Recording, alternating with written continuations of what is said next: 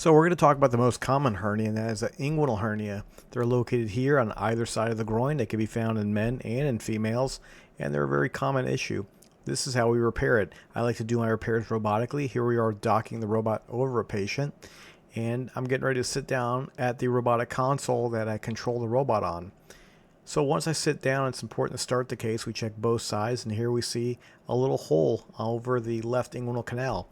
I'm taking down the peritoneum with the robot, and this is the covering that covers the hole. You can think of these hernias like being little holes in the muscle, and there's kind of like a sac that goes in there. It's almost like a sock going through the abdominal wall.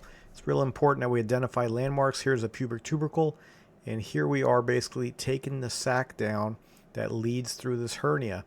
We do this to get ready to place a piece of mesh in. Here's a vas deferens. Here we are taking the sac down, and there's a little lipoma of the cord that we're transecting down. So once we free this space up, we go ahead and we put a mesh in.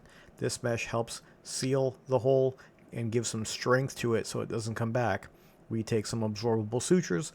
We secure the mesh in about 3 places, one at Cooper's ligament and one on either side of the epigastric vessel.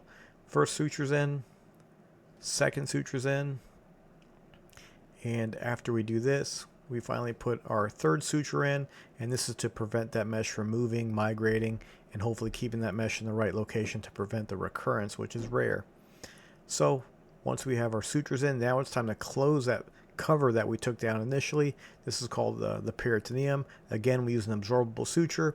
Here we see covering up that mesh, putting it directly over the hole that we observed.